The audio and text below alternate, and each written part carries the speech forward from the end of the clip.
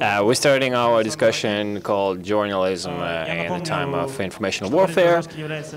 And just to remind you that Boris Grozovski is the editor in the Vedomosti newspaper, and I will introduce Mr. Babitsky, editor of RBK magazine, in journalist of Slan.ru. And many of you noticed that recently, when journalists talk about the events in Ukraine, they use such words as derogatory words for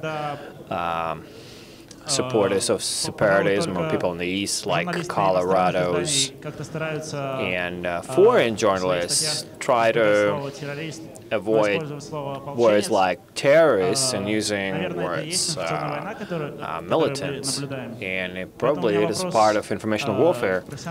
So my question is to professional journalists, people who don't use these words in the articles, because I read them all. Но у меня вопрос, это чувствуете ли вы себя кем-то, кто как-то участвует в этой информационной войне? That you take part in this informational warfare?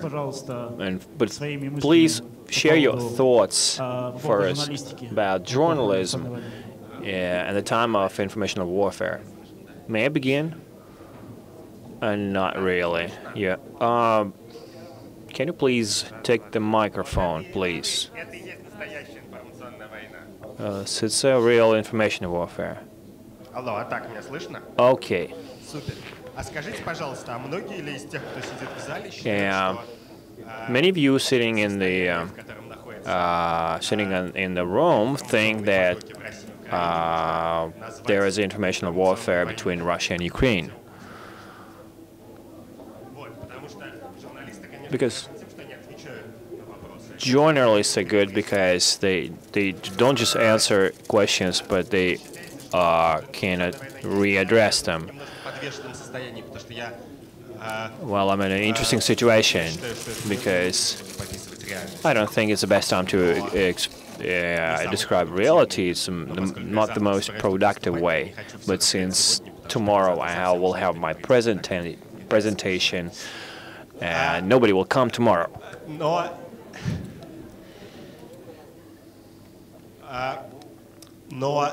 But the important thing is, to my opinion, that we can't help but talking about that, because informational warfare involves such a wording that there are two subjects in this warfare. And I think that the majority of people here live in Ukraine. In the Ukraine.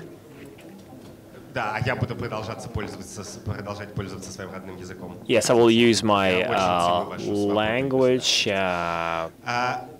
where Ukraine is used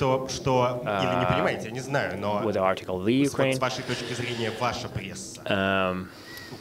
But your Ukrainian media, is it controlled from a single general headquarters?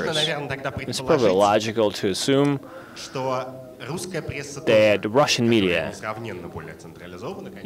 which is more centralized, of course, is not controlled from a central headquarters. And,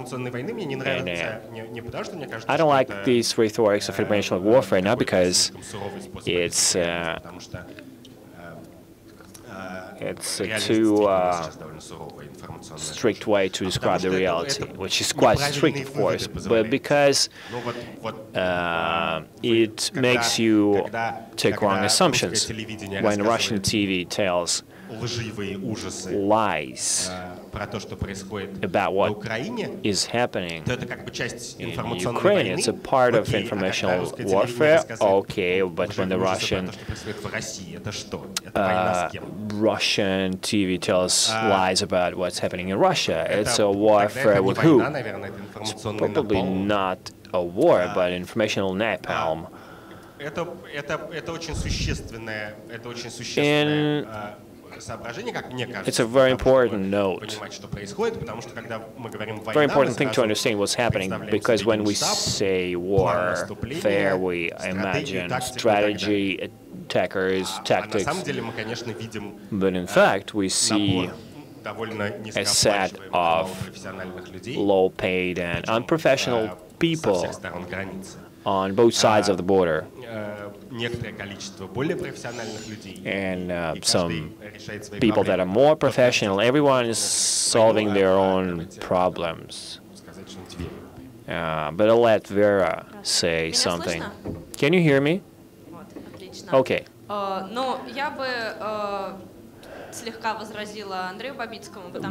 I would not agree 100% with Andrey when we talked about informational warfare, which is, I don't know how to define how it starts, but I remember that after the events in Crimea, the majority of the media were the majority of these articles were commentary. Majority of the text was commentaries. They turned them off, and they wrote that since the political situation in the country, we decided to turn the commentaries off. It was on a Forbes website. So practically all media turned off their comments, because in discussion in the comments,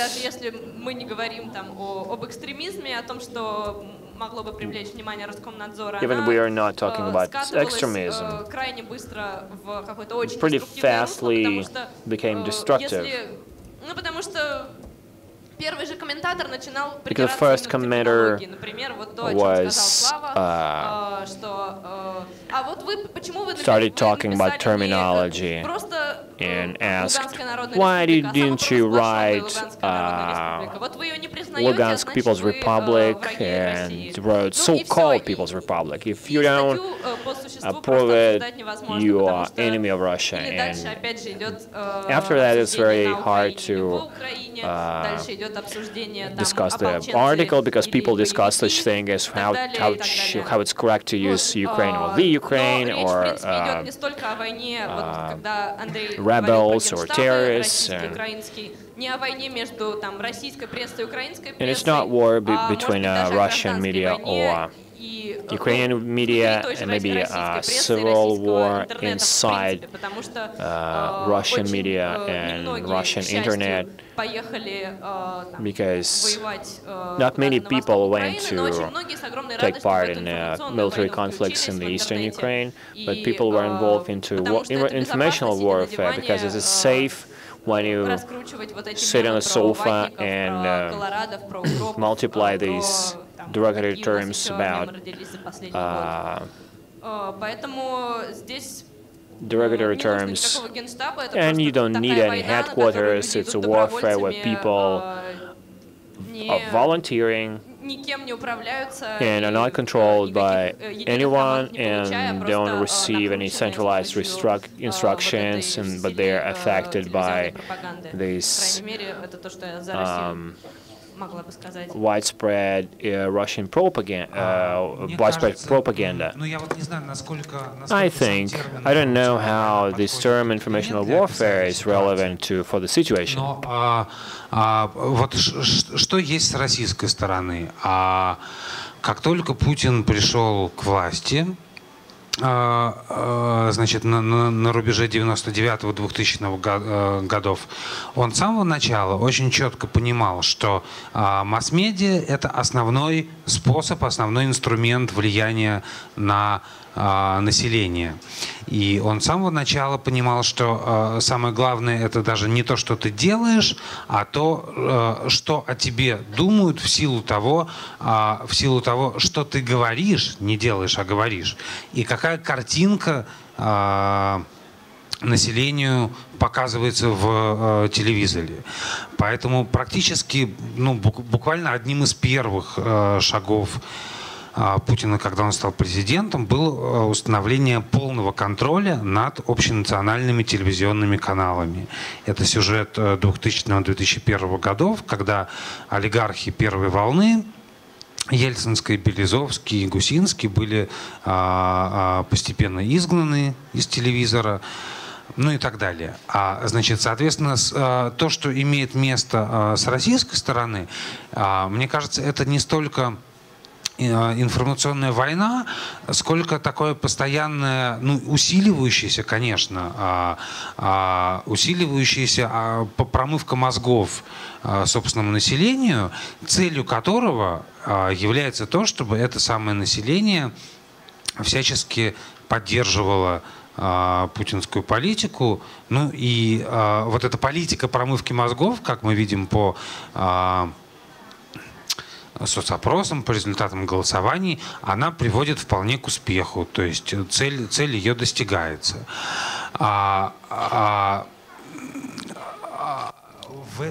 However, in this very situation, the fact what Russians have done in the Crimea and what they were doing actually in Donetsk and Lugansk regions is not the goal in itself, but it's just another means to actually wind up the situation even more, so that more people would support this Putin's policy, and that more people would think that everything is going in the right direction in the country, and so on and so forth. So in the internal front, I wouldn't say this is a warfare, but this is something, an igniting and strengthening brainwash going on. However, there is another important detail here, which we have to admit. In this informational warfare, I think it would be worth speaking about a narrow part of it, a certain bottleneck of the Russian media, because they work not only for Russia, but they also work for the population, the Crimean people in particular so far, and on Donetsk and Lugansk populations. And this is where there's real informational warfare going on, and its outcomes would intended to be a fully organized set of things coordinated from the central headquarters, not everywhere, but specifically in that part. And an outcome of that policy should have been the fact that a certain share of the population in the Crimea, Lugansk, and Donetsk regions would have had a feeling that we don't want to live in this country, but we want to live in a different one. And that actually paid back, which gradually was successful, and under certain conditions it would have been also successful in the number of other regions as well in Ukraine, apparently. From the Ukrainian side, I just am not really aware. I'm reading more Ukrainian media recently. I've been reading more Ukrainian media than Russian right now. Well, recently. There's no headquarters. There's nothing like and monitoring and oversight authority. But recently, Ukraine started to get involved in the same warfare. It became part of it, so it treats it like the warfare and respond to it the way the informational warfare has to be responded. So there is certain lawful propaganda, and you respond with counter-propaganda, a little bit lawful as well. However, part of that was also supported by the situation. Honestly speaking, don't be offended. In Ukraine, it's a little bit worse with journalist standard than it is in Russia, just because there used to be the Ukrainian Forbes before it was purchased by Sergei Kurchenko, the Yanukovych's family wallet. And there were no little publications that are actually aligned properly with best international standards. There are no Reuters, Bloomberg, CNN, daughter companies, or New York Times, or Wall Street Journal. I mean the leading international media. Just because of that, the standards, the media standards are not sufficiently high, so who can ask their opinion when you need it, what kind of proofs you can get from the newsreel. And just because of that, at a certain point of time, the best descriptions of what's going on in Donetsk and Lugansk were from ECO, Moscow's ECO, from Ilya, Azar, and so far we never had that in Ukraine though, and then they started showing up. However, there are not too many of them. They're not very popular among readers, and they are coming not in the most popular media, but in some smaller significance sources. And unfortunately, the Ukrainian media got involved in that warfare, and in an outcome, what we have is that in many cases there is no adequate understanding of what's going on in certain sectors and areas. Please keep that in mind. Can you hear me? Well, poorly, but we can. Microphones dying one by one. So you're looking at 3 Russian journalists that disagree with each other.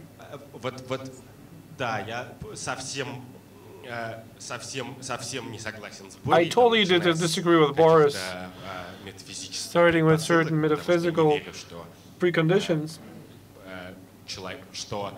because I do not believe this brainwashing metaphor works. No, people cannot be totally blacksmithed with the help of TV. It might sound funny, but you cannot influence people that much with TV, and I want to explain you why. If we're talking about informational warfare over here, trying to actually get deeper into the concept, we may think about different other wars that are going on between Russia and Ukraine. The Ministry of Foreign Affairs of Russia thinks there is no war going on, absolutely. However, everybody recognizes, apart from there is war going on, but there is also such a concept as gas wars, that nobody would actually get into it and talk about this big trouble that Gazprom managers are not willing to find an agreement with Naftogaz Ukraine. They hate each other. Clearly, the gas war is just going on because not very significant Russian politicians employed there in Gazprom are just following instructions given from the top. So maybe officials from the Ukrainian Naftogaz also following some orders too. So converting a large conflict into something smaller like gas war and informational warfare is different, and I'm deeply convinced that the efficiency of the state propaganda in Russia is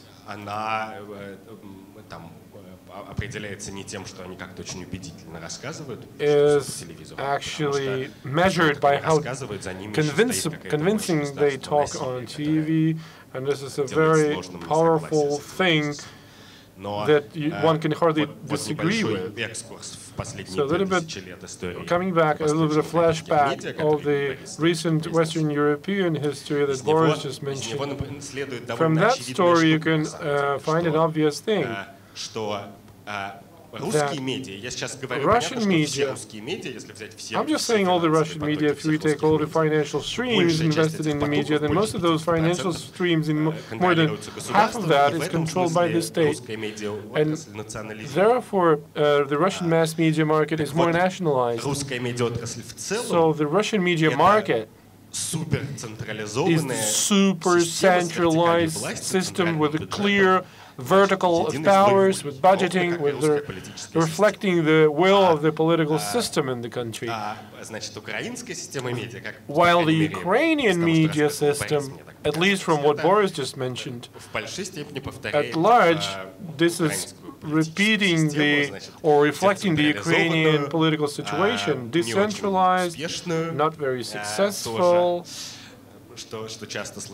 what normally happens in the Eastern European countries. However,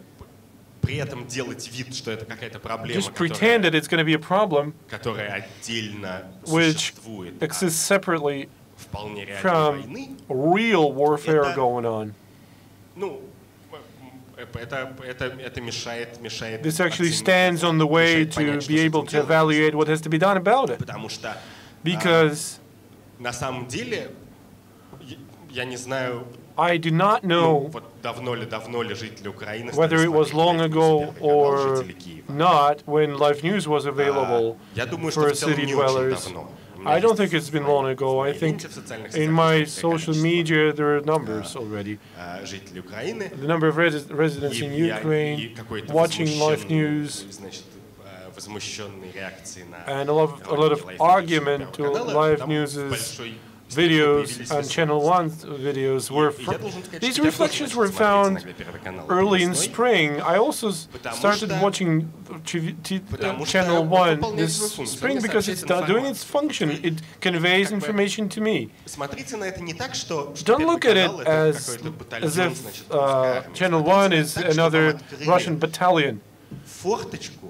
You have a window or keyhole that you can look through to see this nightmare of the Russian political system. Is it not interesting for you to know that?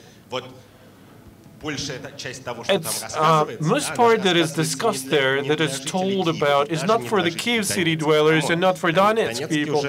Believe me, there is no Kiev government going on with automatic guns. What's been told is just told for the Russian population. And you're watching where you're looking at a lion that is not going to eat you, but the antelope. So I think this change of focus is quite significant to realize what's going on and in order to understand the role of media in the present-day conflict is over-exaggerated, I think, and it is over-exaggerated due to a certain reason, for some reason. Because the Russian leaders, they think, as Boris rightly mentioned already, that having controlled the mass media, one can control the political processes going on. One translates into another. And the Russian Federation spends a lot of money, not for only Channel 1, but also for Russia Today, for different other TV channels to promote their own agendas across different regions. But you don't have to overestimate it, because Russia Today, that actually is broadcasted in a number of countries, is still quite a marginal TV channels for real freaks. We don't see actually anywhere in London or the United States where Russia Today is broadcasted with a budget of $500 million. And I think the New Time or Novoye Vremya or 1+1, we do not see tents in the streets in the United States, pointed in the Colorado colors, collection of machine guns for Lugansk dwellers. If that is not working over there, why would you think that it works somewhere else? Would you want to add anything to that? I would again disagree with you a little bit, Andrey. I don't know, maybe I'm talking to marginal people right here in the whole world, but normally I'm traveling to different libertarian conferences and events, and virtually everywhere they tell me, yes, of course, you're talking about bad ways, but it still contradicts to the fascist government in Kiev, because they have war there in the east of Ukraine, and Putin is helping the separatists, the good ones, to fight fascists who got rid of their president. So, guys, I'm saying, guys, where have you heard about it? Russia Today, we heard it on Russia Today. It was everywhere in Europe and the US and in some other countries as well. So people just from different countries told me that. And then, at the end of the day, after we had a small conversation, I started realizing that they are watching Russia Today because it also criticizes their governments. Maybe that's the way, that's kind of a libertarian approach, that we don't like our government. We normally criticize major countries that interfere with our lives. We criticize our government, our leaders, and that's why many libertarians have this kind of thinking that they want to support, they start loving those who hate their government, who hate their leaders, especially those who actually challenge the Department of State, which is most hated in the United States and in the West, that is deemed to be the source of all the other troubles like Ebola and other Islamic State problems. And as for Russia Today, actually, and this foreign broadcasting, then I think it's a good place to speak about centralized headquarters, because all that actually is done on one single conveyor machine. And in February, if I'm not mistaken, right now, this year, when RIA News were closed in December, I think, when the largest Russian news agency that used to be governmental, I mean, state-owned, that worked professionally, had certain degree of independence in the coverage of certain events, they were announced to have it transformed into an international agency called Russia Today. Dmitry Kiselyov was appointed to be a new star about the recent developments in Maidan. We started understanding that probably Russia, it was the first time ever when forecasts were made that Russia is going to certain informational warfare, maybe against their own citizens or maybe outside, and try to mobilize and put together all the available resources, so that over several years, especially it was quite significant in the epoch when we had Dmitry Medvedev, formerly was the head of state, they were trying to somehow put it together with a creativity class or just play games with them, play Gasta tunes or whatever, trying to show we have pluralism out there, and this Dozhd or Rain channel had many problems that emerged in the recent years that I told about in my earlier presentation. So it became clear then that it's becoming a new age, new time, when those semitones and semi-gestures would be useless. There would be clear division and alignment between yours and theirs, patriots and renegades and enemies. I love when I'm giving the wrap-up word. I just wanted to say, Vera just used this jinxy anecdotal evidences, that she's talking to libertarians who are horrible people who want all the pensioners die of hunger. But talking to the G20 guys in Brisbane, and I think they were quite uniform in what they think about Russia Today, whether they believe it or not. And the difference between libertarians and them, that one people win the elections and others don't. Well, maybe it's a pity for myself, but from the survey standpoint, this is an important admission. And the last thing that I would like to mention, it seems to me that it's quite a checkable falsification theory, that in Ukraine there are TV ratings. TV ratings are collected across districts and regions. Since spring, there were so many different surveys about which region wants to join Russia and what are the conditions. So this is an interesting correlation to find the data and check it out. I'm ready to have an argument with Vera about it, and I want to bet a bottle of whiskey if I lose, because it will be hard to actually withstand such an audience right now. However, it is important that this is a hypothesis that is available for checking. For instance, in Rwanda, and this is a repetitive example and the case in Russia right now, in Rwanda 20 years ago, there was one of the most severe genocides ever in the history of Earth, when over 3 months, with a little bit more, with some days more, most of Hutu people murdered from 800,000 to 1 million their compatriots. compatriots. Luckily, nothing horrible happened like that so far in our country. And this kind of inspiration and coordination of all these endeavors of this genocide pact was actually generated by 1000 Hills radio station, the Milkolin radio station.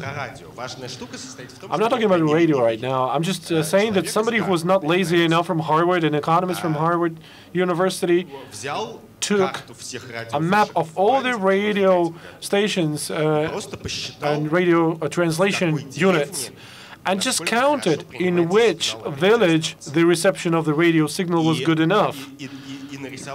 And he's drawn a very simple graph how the reception quality of the hate speeches and the number of murdered people.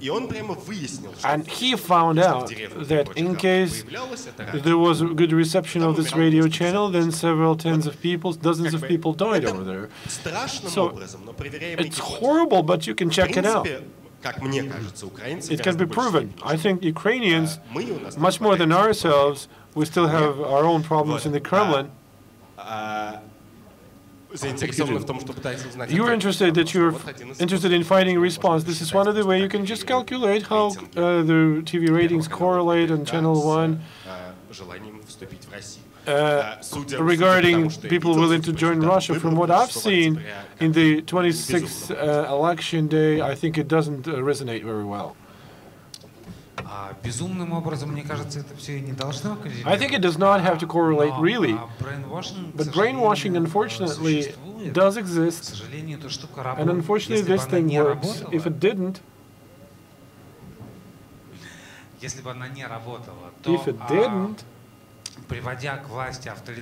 and bringing authoritarian leaders to power in the future would actually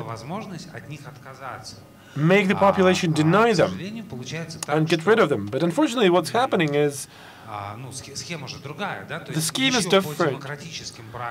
Yet in the democratic rules the population is still choosing a certain authoritarian person as head of state, and then this guy changes the rules of the game, doing this in parallel with brainwashing. And then at the end of the day, of course, brainwashing has to be substantiated by a certain oppression. But this does not diminish the significance of brainwashing, but this is just telling us that in normal democratic economies, nobody is doing actually that, and that's so by definition. So this is only done by authoritarian or dictatorships, authoritarian regimes or dictatorships. And the immediate impact is quite different. I wrote an article for Forbes magazine 3 or 4 months ago. It's available there on Forbes.ru. And there's a number of studies and surveys that are showing there's data on Italy, for instance, were in smaller towns in the 90s and 2000 when there was a very high support to Silvio Berlusconi, some kind of semi-authoritarian leader. And mostly that support was shown by people who are not very successful, not very well educated. And when they had an alternative cable TV, which was daring to criticize Berlusconi, I can actually mishandle the figures, but it actually caused a loss of 4 to 6% Berlusconi's supporters in the nearest election. But in purely democratic regimes, figures are significantly lower. Roughly saying, in the United States, what about Murdoch? Murdoch is for Republicans, right? Yeah, Rupert Murdoch. Murdoch's empire development It can also be tracked across years, added a certain insignificant amount, like 0.6 or 0.8%. But this is just because it's a highly developed democratic system. While when this kind of thing is happening in a country where children were not taught critical thinking at school, where any brainwashing, if it's successful, can be done the way to play on stereotypes and complexes the population may have, certain unsatisfied ambition, some pride, unrealized pride, and other psychological crap. And because in doing that, it does not reflect people's expectations. And people stand ready to listen to that, and they are told what they want to listen, and they are happy. It's easy to bullshit me. I can easily be bullshitted myself. And that's how it works, actually. Please, go ahead. Actually, Boris Grozovski has to become the Ukrainian propaganda speaker and go together with me right there, because he needs to go and have an interview right now. I'm just going for Hromadske TV, and tomorrow and later today, I'm going to go back and show up again.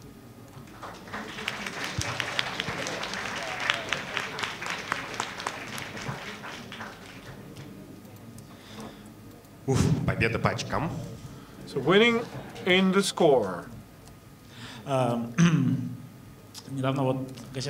Just recently, one of the Russian newspapers wrote an article, actually it was a news article, that in Moscow, the social audience of Kontakte, in Contact, this is one of the social media, is exceeding the numbers of visitors to any TV channels, and this is true for all the regions across Russia, and given the fact that actually internet penetration in Russia is significantly growing at a high pace, growing rapidly. So from alternative informational sources, Russians will more and more choosing the objective ones. In other words, it's kind of more optimistic about the choice. Do you think that if you take, as an indicator, if you take, for instance, Vladimir Putin's rating, do you think it will lead to his drop, to the drop of the rating, or what? No. I don't know. Everything that is related to Putin's rating and not his rating in Kontakte or VK.com, but the oil price drop. But VK.com is a good case. It's a good example to discuss the phenomenon of informational warfare, and if I understand correctly,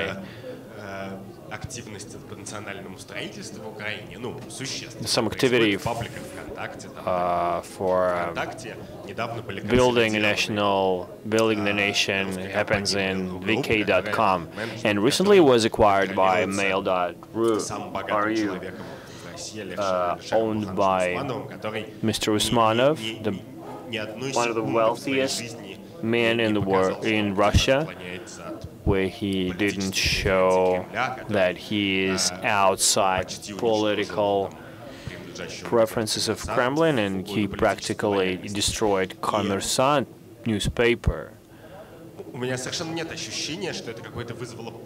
in exchange for his political loyalty, and nobody started in a panic.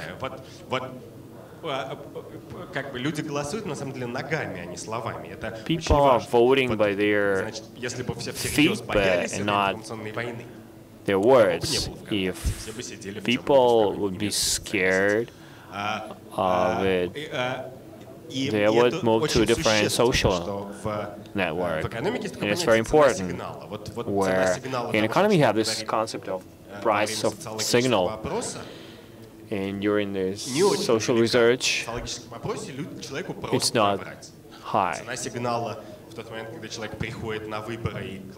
And the price of a signal when a person comes to elections and cast their vote, the price is higher.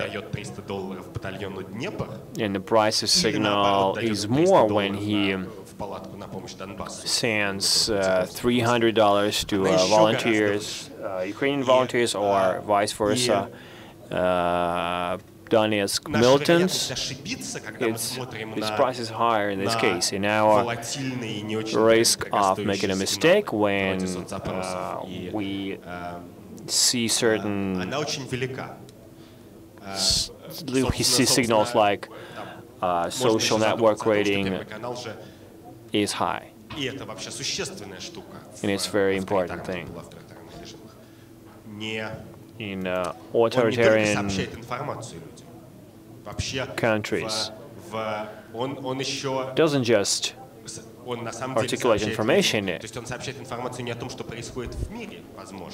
not about something happens in the world, but what should be said aloud, what happens in the world. And if you think about it, these are two different things.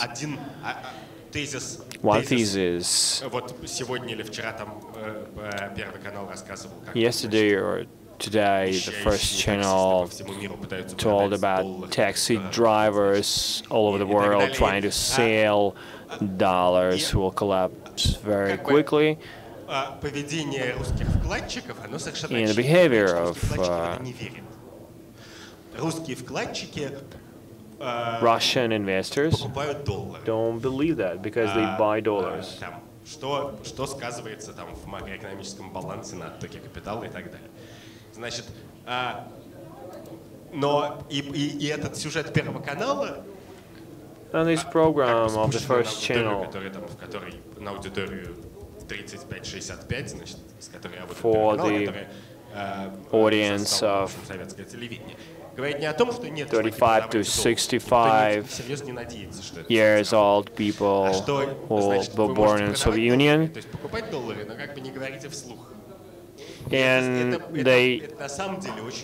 their message was, don't buy dollars, but don't tell about this aloud. In this extent, social networks are better than the TV, not because their audience is bigger, because it's harder to monetize.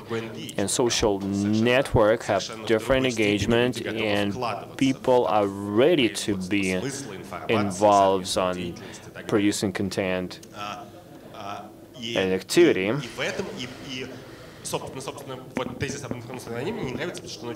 This thesis about informational warfare simplify the reality. This is why I don't like it, because active users of VK.com don't believe into international informational warfare. They don't believe that this network will be closed, and I think it's important, because I like when things are described properly.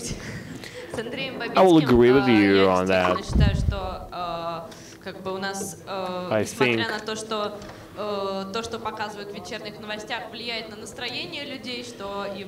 something people they see on TV affects their mood, and they like listening that the Crimea is theirs, and any other good news or geopolitical victories that are far from them, and they don't affect their everyday life, and they don't affect their readiness to do something, to invest something, and invest their emotions and their time, and people understand that the news are existing in one world and they live in the other world. If something makes them come out, it will be something like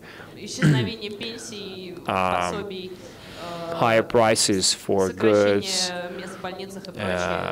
pensions cuts, some simple social things. But speaking about internet and VK.com, I will add that I will be more pessimistic, because despite it's not a key factor, and a lot of articles were written, if you remember, 5 years ago when the first Twitter revolutions started in Moldova, Egypt, when lots of media analysts, especially in the West, wrote that it's a good thing people went outside using this social media, Twitter, and it will help us defeat the dictators, and then they were more pessimistic, and I wrote my paper about that with pessimistic outcomes. In the New Yorker magazines, there was an article that said that this engagement is not too high in social networks. And when social scientists researched who joined these riots in Egypt and Moldova, because they were the first, and then Arab Spring was next in Kiev Maidan recently. And they asked people in the street who joined the riots, and people normally said people, named people who they know offline, not their online friends. So they decided that their friends were joined the crowd, so maybe I should join it too. So social networks, they don't make people join the riots, and they just provide information about locations. And I don't remember where this post was from. Let's take your sandwiches and your good mood, and let's go to Maidan.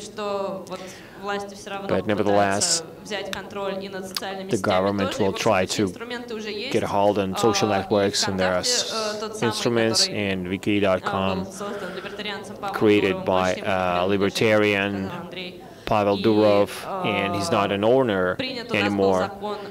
And an act on personal data was approved, according to which Facebook and Twitter can be closed if our government decides they need personal data, and Western companies will refuse to provide these data because of their reputation loss. We have this act on blacklists that allows to blacklist bloggers that will give you a 404 error website blocking when you try to access it. And if some walkarounds appear,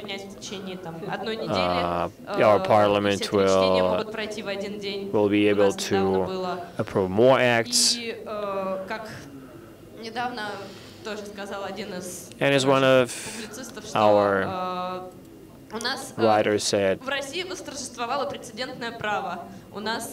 we have a precedent law. We have a case law where we have a case on the Dost channel. We will approve a law on banning commercials on commercial channels. Now we have a Vedomosti paper. We will approve an act on banning foreign investments in media, or in foreign ownership in media. So these channels are also blocked.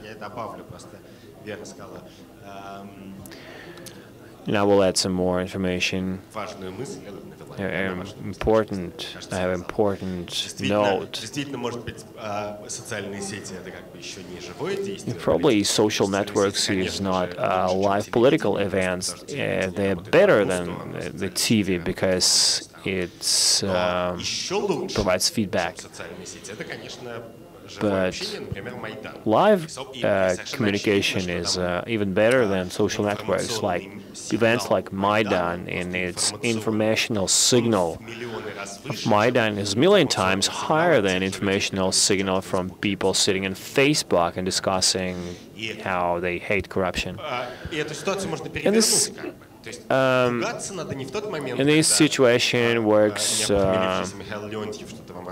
both ways. When Mr. Leontiev tells something after a hangover,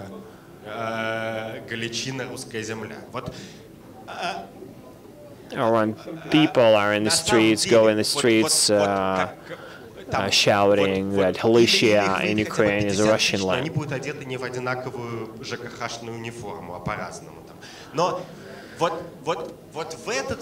In this moment, you have to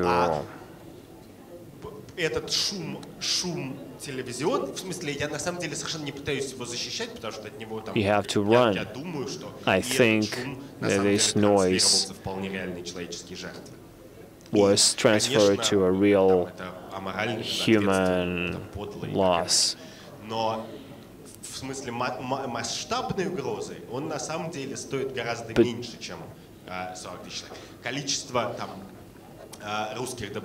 Number of Russian volunteers, which is a popular phrase in Russian propaganda, and they said that there are no Russian volunteers in Donbass. There are locals. It means that it's not even 1/1000th of 1% of people out of all Russian population. In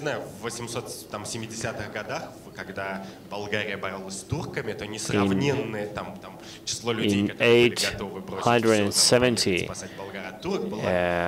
there were Bulgaria fighting Turks, and Bulgarians were ready to go to Bulgaria to save it from Turks, and the number of these people was higher. Первый канал отражает, значит, ужасы, которые происходят в голове у русских граждан, а с другой стороны, что он существенно... And to think that from one side it reflects people's opinions in Russia, and at the same time say that it affects them is not right. Can I have a suggestion? Our discussion should have feedback. Do you have any suggestions, your questions? Atlanta Democratic Alliance. I wanted to ask if Russian channels are not actually imposing an impact on the horrors that are going on in the Russian brains, then what does? Well, I will try to answer to this question. I don't think Vera will also be willing to. I think, what do we know about what's going on in the Russian brains, in their heads? This is the main question when you're looking at an autocratic society. Actually, this forum is dedicated to liberty. And for me, liberty is defined very technically. Liberty is a number of information in the system, amount of information in the system. So in a time when there's any ban and people who wanted to behave like that can no longer do it, and therefore there is less information around it. When there are so many different bans from all the sides and people cannot just go here and there, but just sit and watch TV in the kitchen quietly and say yes, then I think there is no information about the system whatsoever. Neither I have it nor you have it, and Putin doesn't have it. In this unliberal society, it's an important technical moment.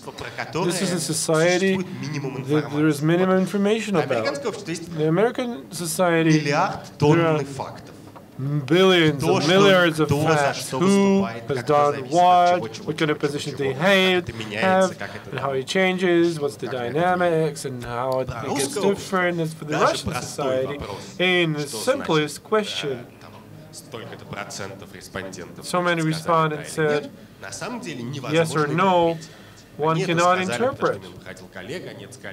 They said it because the information came from their colleagues, just because the granny is watching TV and you don't want to offend her. Well, first of all, we need to realize that nobody is. We have much more information about Ukrainian citizens because the Ukrainian citizens were voting at a very fair election. This is an important piece of information. Because the Ukrainian oligarchs who are publishing newspapers are not only friends, but also sometimes they may have arguments together in between. But actually in the Ukraine, there are media who do not belong to oligarchs. And actually, due to very different reasons, due to numbers of reasons, because Ukraine has a place where you can be a Ukrainian nationalist and feel quite safe, I mean, closer to the West. There are places where you can dare and want to join Russia and feel safe about it. So actually we know about the Ukrainian society much more than we know about ours.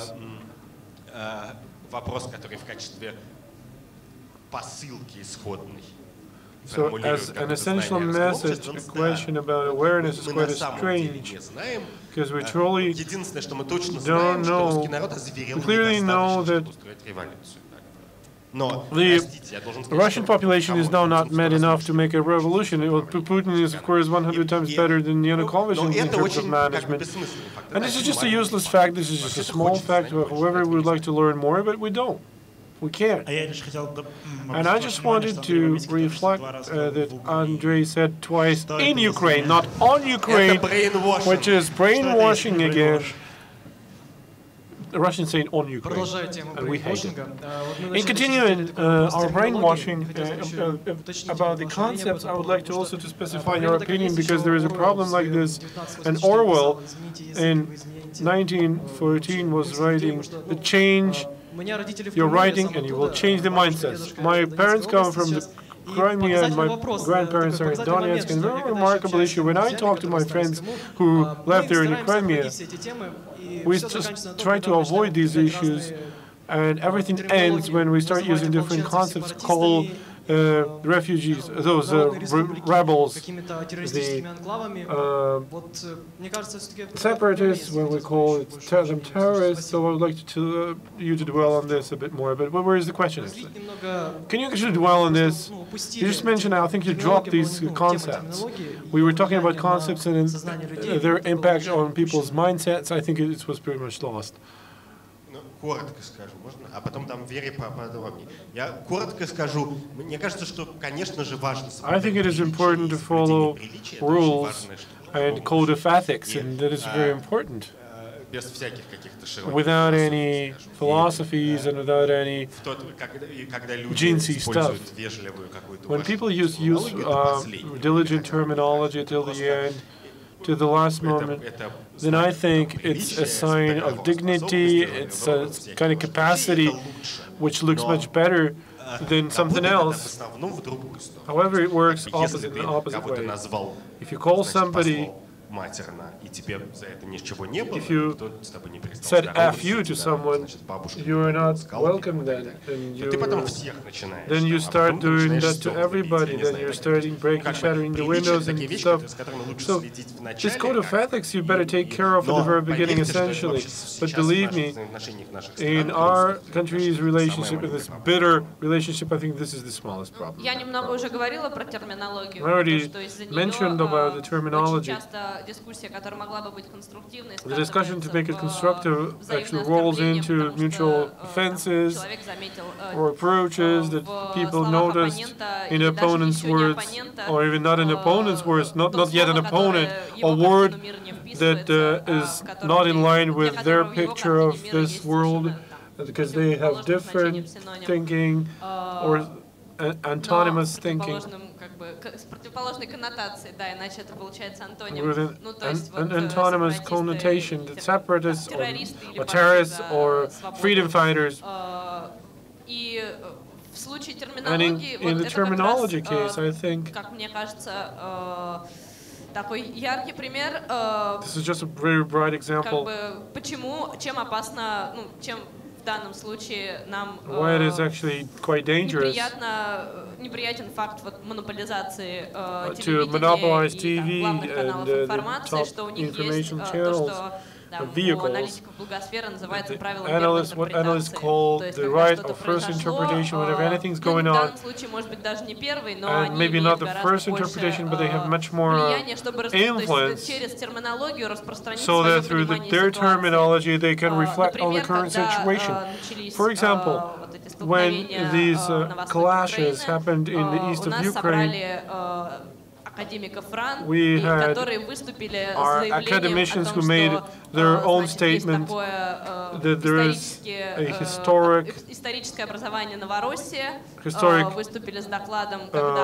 phenomenon like Nova Russia or New Russia. It was used for the first time, what it meant, what kind of regions were part of New Russia. If I'm not mistaken, Putin used that in his speech after the Crimea was joined.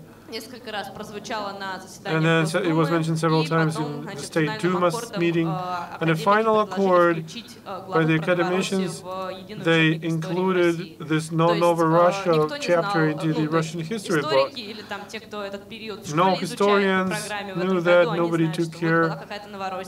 They used to know about some Nova Russia, some kind of, for a while these regions were called Nova Russia, but it was not available to the wide public, and as a result, that everybody is repeating this word every day, and that's why we're actually, the majority of the Russian population, fortunately not everybody, think that this is an individual agglomeration like Nova Russia. Not everybody could actually hear that before, but right now we listen to this every day. At least I'm not watching the central TV channels. But anyway, I still hear it every day, something like federalization, or if you stop someone in the street and ask this question, I doubt they're going to actually respond to it. So I think federalization is what they meant by them, is what the freedom fighters fight for right now. So anytime this word is sounded and people just can remember what it calls, like what's going on there in the east of Ukraine, and some other synonymic phrases are becoming yet even less useful. I don't know the correct word for it. They just go on a flashback.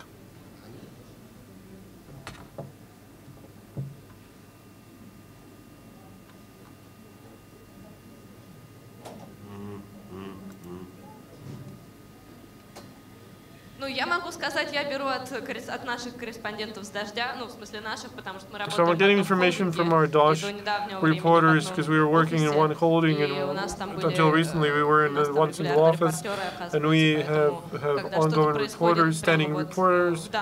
So if anything's going on at a time, I just ask them to tell what was going on. And if that was okay, this week I wrote about for novorussia.org website, just because they introduced this field military courts, and I just had to. Whenever I see any news item, I normally post it on 15 different websites and try to compare if there are any contradictions. But the best way for journalists is to give a call to your colleague who's right there on the spot and ask a question.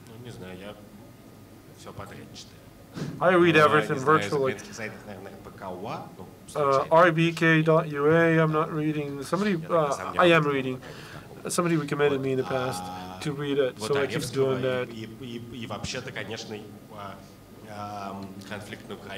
And this Ukrainian conflict in Ukraine is a renaissance of Western Slavistics, and this is a very bitter reason normally for the journalists to go. That's why so many journalists moved from Ukraine to Moscow. So the quality of Western journalism has improved greatly.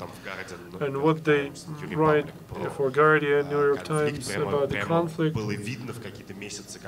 was quite obvious how the reporting quality increased, which is now sufficient, quite sufficient for me, because I do not actually give any coverage, make any coverage of the conflict. These Western journalists, normally they come to Ukraine from the Moscow offices, and I read their stories, and I have a certain, but they have this pro-Russian background. I'm not saying they're Russian. Well, it's hard not to notice that, Slava. I realize. Good evening already. On the question, I will be more specific. Do you find that the Russian mass media quite successfully reconstruct the number of Soviet myths in human minds? We're looking at a certain post-Soviet shift of the post-Soviet reality into Soviet reality. And even Nemtsov is saying, I'm not in a position, man, I'm a dissident. And it brings in the Soviet reality back, because there were no opponents in the Soviet Union times, there were only dissidents. And when people say that they're having something like that as a cult of the state or anything like that, this is the cult. Which, very often, for instance, I'm talking to people, and when I'm seeing that somebody is saying, okay, we have order and they have hell out there in Ukraine.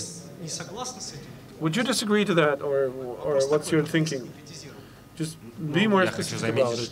I want to admit that dissidents and opposition, there is no lexical difference, but it's notional difference. Just in a country where there is no public policy, there is no opposition. And of course, this notion does make sense. And in changing the political reality, the number of concepts used in public is changing. Back in 2002, it was a legitimately elected President Putin, and a new parliamentary law passed. But right now, there's a different parliament in Ukraine, and it was fairly elected, and this requires new concepts to be used. And in answering to another question that people sometimes use labels, yes, they do labeling, and they are using quite different labels just because they want to save on thinking, spending time for thinking. This is useful. This is lucrative for them. They collect all the labels and then use it. It doesn't mean that something is going on and changing their minds. If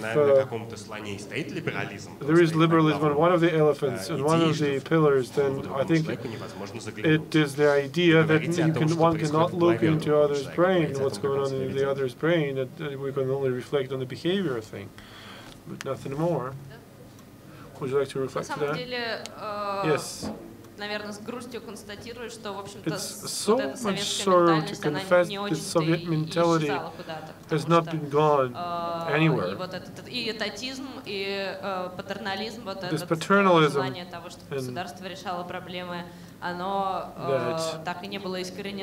these problems were not gone. Maybe my generation of people was growing somehow in a pro-Western thinking, because we were watching American movies and cartoons from the early ages. This Pepsi generation, as they call it. And right now we are communicating in the social media, and a lot of people write, they want to go back to the USSR, and more than 50% of them were born after 1993. So they want to go back to USSR, people who never had anything to do with USSR, but it's again kind of generation of people who is growing on the myths that are being generated and implanted in people's minds. Please, Alexander.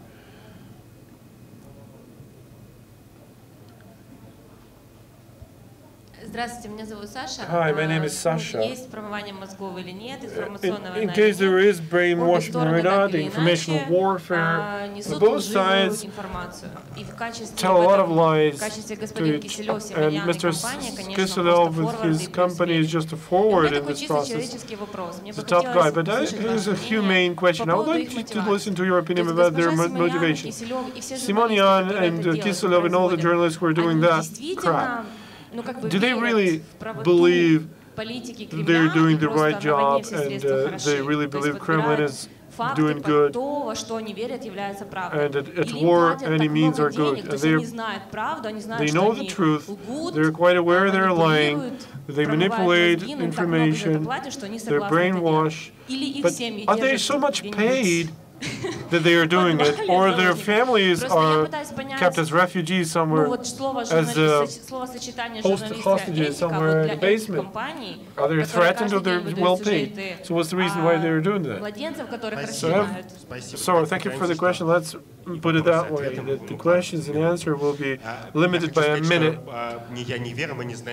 Neither me nor Vera know nothing about what's going on in Mr. Kiselov's brain, and we're sure his kids are not hostages. We've seen him and his kids just recently in Amsterdam. No more that. And there are no two sides of the conflict. Are you saying that Kolomoysk and Firtash, this is one side of the conflict? No. There are 7 billion different sides in this whole world. If you're talking like that, there is one side and side 1 and side 2, you're trying to oversimplify the situation by 3.5 billion times. Mr. Grozovski, let's wait for Mr. Grozovski probably. Please, last question on today about this. Good evening, my name is Vladimir. Boris, in his presentation, mentioned such a word play as liveful Ukrainian propaganda. So he's blaming not only the Russians of lies, but also Ukrainians. What a horrible thing! Jesus Christ!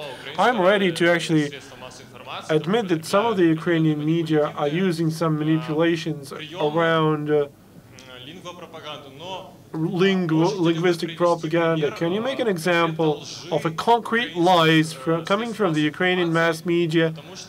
Because on Russian TV, everybody right here in this audience can give at least 5 facts to you about this crucified boys, about the pictures of the broken down airplane. No, it was the last question. I'm sorry, we may answer to that. In a time when the Ukrainian Strelkov will be in Liberty and shooting on my house, I will be watching the Ukrainian news every day and try to catch the lies from them. Before the 19th of January this year, there was a lot of lies on the Ukrainian TV. At least it was the common since when I lived here in March for a long time.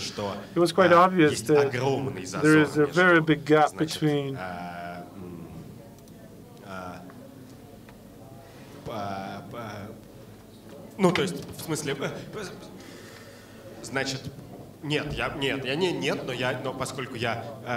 Just because I want to be responsible for the words I use, I can bet $1,000 that I'm going to give you the examples like that within 3 hours, but your words are as empty as mine, because you haven't read all the Ukrainian media. Yes, yes, yes. I am ready to undersign these words, because on average the quality of the Ukrainian media does not exceed the quality of the Russian. You only said that we are limited by 1 minute for the answer. Vera, I will say no, I'm not reading. I'm much more concerned with what's going on, about what's going on with my profession in my country, so it's not that I'm just tracking Kiselov's stories, but I'm just being criticized. I just criticize that much more than I do with the Ukrainian TV. So I can't call you anything about that and undersign Boris's words. Можно нет? Нет, прошу прощения. Я еще хотел добавить такую штуку, что при этом мне кажется. At the same time, it seems to me, I don't know, but но вообще-то мне кажется, is there anything outright lie? But I think some of the Ukrainian political events are covered about the large patriotism in the Dnipropetrovsk regional state administration. It's kind of one-sided. I would like to read different information from different sides and due to different reasons. As Boris rightly mentioned in his previous presentation, you cannot raise taxes for private bank right now. I mean, private bank is the name of the Igor Kolomoisky's bank. And when they speak about Ukrainian, British or US military forces involved in the conflict, then 1/3 of their stories is related to violation of human rights, logistical issues, about not well-balanced decisions made. And there's just recently, this picture goes very yellow in terms of anti-terrorist operation. I mean, it's yellowish, not because it's poor, but just because it's fantastically clear when you compare it not with the Russian media, but with the US. Do you want to refer to Channel 1? No, you have to refer to best examples, best cases. Thank you. It's not the same thing. Yeah, this is it. You want to add something? Friends, I'm sorry for interrupting you on most interesting point. Let's thank the participants of our panel discussion, and I'd like to say that it was a quite intensive day, but we prepared a party for you that will start at 9:30 in the Heaven Club. Please come. You will have a chance to have a discussion with Andrey. I don't know how you do a party. The Grinchenko Street, and we are waiting for you back here tomorrow.